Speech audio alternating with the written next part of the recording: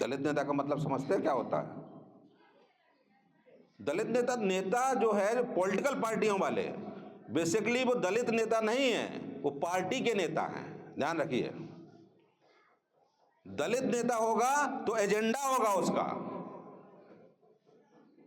Agenda के साथ कहां है नेता? ये फेल्योर है हमारा। धर्म कभी अधिकार नहीं देता है, धर्म केवल कर्तव्य की भावना आपको सिखाता है कि ये आपका काम है, करिए। ऐतिहासिक रूप से जो शूद्र हैं उनका कर्तव्य है कि सेवा कीजिए लोगों का, उनका कर्तव्य है कि वो पठन पाठन का काम करें। उनको अधिकार अप्रत्यक्ष रूप से दिया गया है, ठीक है, वो पठन पाठन का अधिकार केवल है। लेकिन जब हम अधिकारों की बात करने लगते हैं तो संविधान की बात आती है कि संविधान ने हमको क्या दिया। तो हम लड़ाई धर्म की नहीं लड़ेंगे, हम लड़ाई संविधान की लड़ेंगे। लड़ाई सांस्कृतिक है।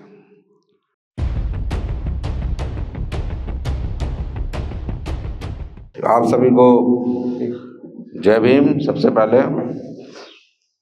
क्योंकि छायाचित्र रखे हुए तथागत गौतम बुद्ध साहब के और सबके प्रेरणा स्रोत बाबा साहब अम्बेडकर के, तो उस बहुजन विचार की जो पूरी अपनी विरासत है उसको नमन करते हुए हमारे प्रोफेसर रतनलाल साहब मेरे बड़े भाई, साथ में हैं हम लोग इंजीनियर साहब, रजिस्ट्रार साहब और आयोजक कर्ता आर.बी. बॉस साहब, सबको और समस्त जितने यहाँ पर जागरूक लोग बैठे हैं सबको जय भीम और नमन करते हुए कि इस वैचारिकी को आगे बढ़ाने के लिए आप कम से कम चिंतित हैं, उसके लिए शुक्रिया।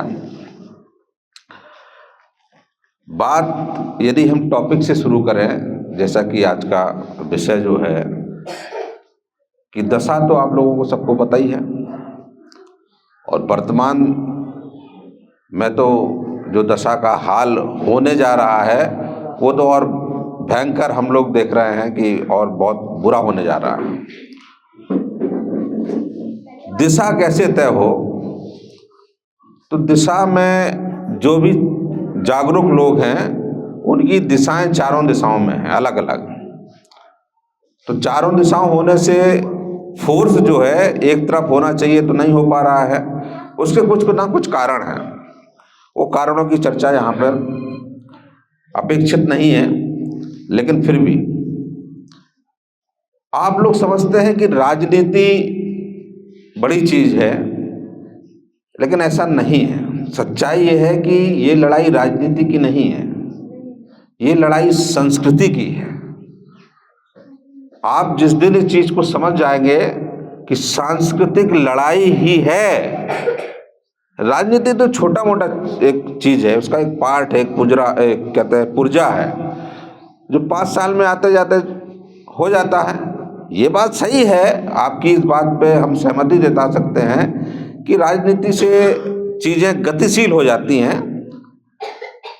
और उसका प्रभाव तात्कालिक ज्यादा दिखाई देता है। इसलिए हमको लगता है कि राजनीति बहुत सबसे महत्वपूर्ण चीज है। महत्वपूर्ण है, मैं इसको मना नहीं कर रहा हूं कि राजनीति सबको करनी चाहिए। राजनीति का मतलब जरूरी नहीं है कि केवल नेतागिरी आप पॉलिटिक्स में आए। राजनीति का मतलब आपको हर क्षेत्र में राजनीति है। राजनीति का सही उद्देश्य समझेंगे तो राजनीति का अर्थ ही दूसरा है। इसलिए लड़ाई सांस्कृतिक है। एक आप लोग जो देख रहे होंगे आजकल वर्तमान में कि कितने साल संघर्ष के बाद एक ऐसी विचारधारा, देखिए देश में यदि हम भारत देश की अपने बात करें तो शुरू से यदि उठाएं हिस्टोरिकल, तो 2 ही विचारधारा यहाँ पे रही हैं, एक श्रमण संस्कृति की और एक वैदिक संस्कृति की। ठीक है, श्रमण संस्कृति यहाँ की मूल संस्कृति के रूप में जानी जाती है, जिसको उन्होंने एकदम कह दिया कि नहीं ये उसका पार्ट है, साजिश के तहत जो भी है वो हिस्टोरिकल फैक्ट है, वो धर्म के विषय है, उस सब पे ज्यादा मत उलझिए। उसकी लड़ाई बुद्धिजीवियों को लड़ने दीजिए, वो लड़ रहे हैं, क्योंकि उसका जवाब वही लोग दे सकते हैं, रिसर्च से दे सकते हैं, प्रमाणों के साथ दे सकते हैं। तो वो कर रहे हैं। आप लोगों का कर्तव्य क्या है? जब ये दिशा विहीन है और दशा और बदतर होने जा रही है, तो हम लोगों का भी कुछ काम है, कर्तव्य है। अभी इंजीनियर साहब ने कर्तव्य की बात की, उसमें आता हूं मैं अभी। तो कर्तव्य सबसे पहला क्या करना चाहिए? सबसे पहले आप क्या करेंगे? मान लीजिए हम लोग पठन पाठन का काम करते हैं, पढ़ते हैं, कुछ थोड़ा बहुत एक्टिविज्म कर लेते हैं। प्रोफेसर साहब, रतन सर तो पूरे घूम घूम के पूरे देश में घूम रहे हैं, विदेश जाने नहीं दिया जा रहा, साथ से हैं लेकिन विदेशों से बुलावा आ रहा है। तो हम लोग तो कुछ जितना बन पड़ रहा काम कर रहा है, लेकिन आम आदमी, अपना जो साथी है, अपने गांव घर का जो लोग है, वो क्या करेगा? उससे पूछा आपने कभी? अपने रिश्तेदार से पूछा? ईमानदारी से लड़ाई यदि लड़नी है तो उसकी बात हो रही है, क्योंकि हम लोग सब एक ही जगह के हैं, कोई भाषणबाजी वाला नहीं है, वैचारिक की आपस में वार्ता हो रही है। तो वो क्या करेगा? ये जिस दिन आप समझ जाए कि उनकी जिम्मेदारी क्या है और हमारी जिम्मेदारी क्या है, यदि हमने 5 आदमी को भी तैयार कर लिया अपने गांव में और उसने 5 को और तैयार कर लिया, तो हम लोग बहुत जल्दी ये लड़ाई जीतेंगे। लेकिन समस्या ये है कि घर की, खेत की, मेड़ की लड़ाई सब आपस में ही होती है और आपस में ही सबसे बड़ी दुश्मनी निभाते हैं हम लोग। ये हमारी शायद ये नासमझी है या हमारा अहंकार है, जिसका नुकसान हम लोगों को उठाना पड़ता है। और हम लोग संगठित नहीं है। बाबा साहब ने बार बार कहा, मूल्य भी बताए कि भैया कैसे, क्यों संगठित नहीं हो, संगठित कैसे रहो। तो ये सब चीज़ें चलती हैं। जो हम लोग सबसे बड़ी चीज़ में फंस गए हैं वो है धर्म का आवंटन। जो धर्म है और जो खास तौर से दूसरा जो डोमिनेंट इस समय कर रहा है भारत में, और इस भारतवर्ष को जो एक सेकुलर फ्लेवर था इसका, उसको धार्मिक फ्लेवर बनाने की कोशिश की जा रही है। और बहुत हद तक हम सब, आप लोग उसमें जकड़ चुके हैं। 2 चीज़ आप समझिए, धर्म का चक्कर तो बहुत पुराना है। पेरियार साहब से आप सुन रहे होंगे, फुले साहब की विचारक पढ़ रहे होंगे, संत परंपरा में जाए रैदास साहब, कबीर साहब बात कहे ना, गौतम बुद्ध साहब, बाबा साहब ने भी धर्म की बात की। और हम लोग क्या की और धर्म क्या है क्या नहीं है ये बात दूसरी है। लेकिन धर्म और जब संविधान की बात आती है तो आपको अंतर समझना पड़ेगा। जब हम कहते हैं कि हम धार्मिक हैं, हम इस धर्म को मानने वाले हैं, तो आप पता है क्या कर रहे हैं? धर्म कभी अधिकार नहीं देता, ध्यान रखिएगा इस चीज को। क्योंकि मैं फिलॉसफी का विद्यार्थी हूं और फिलॉसफी पढ़ता पढ़ाता हूं, तो धर्म कभी अधिकार नहीं देता है। धर्म केवल कर्तव्य की भावना आपको सिखाता है कि ये आपका काम है, करिए। ऐतिहासिक रूप से जो शूद्र हैं उनका कर्तव्य है कि सेवा कीजिए लोगों का। उनका कर्तव्य है कि वो पठन पाठन का काम करें। उनको अधिकार अप्रत्यक्ष रूप से दिया गया है, ठीक है, वो पठन पाठन का अधिकार केवल है। लेकिन जब हम अधिकारों की बात करने लगते हैं तो संविधान की बात आती है कि संविधान ने हमको क्या दिया। तो हम लड़ाई धर्म की नहीं लड़ेंगे, हम लड़ाई संविधान की लड़ेंगे। क्योंकि संविधान ही है जो मानव को मानव बनाता है। संविधान ही है जो आपको अधिकार दे रहा है कि आप यहाँ स्वतंत्र रूप से बैठे हैं, हम लोग यहाँ भाषण दे रहे हैं, ये अधिकार दे रहा है। अधिकार और कर्तव्य जब हम संविधान के दायरे में करते हैं तो ये हो सकता है कोई अधिकार हो जाए, कोई कर्तव्य हो जाए, ये दूसरी बात है। धर्म क्योंकि दैवी आदेश है, ईश्वर की वाणी माने जाते हैं ना सब धर्मों में भाई, जो भी आपके एग्जिस्टिंग धर्म है। तो वो कहेंगे कि हम कैसे बने, तो हमारे शास्त्रों में लिखा है, इसके अगेंस्ट नहीं जा सकते हम, और हमको फॉलो करना है।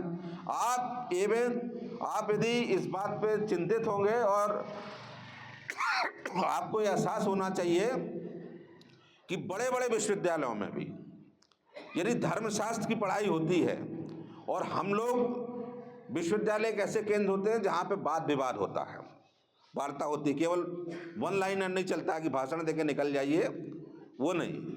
वार्ता जब होती है कि हमारा ये है तर्क, आपका ये तर्क है, कौन सा तर्क ज़्यादा तर्कशील है, कौन सा तर्क ज़्यादा तर्कसंगत है, वो एडजस्ट करेगा, वो सस्टेन करेगा, वो आगे बढ़ेगा, ये प्रक्रिया होती है।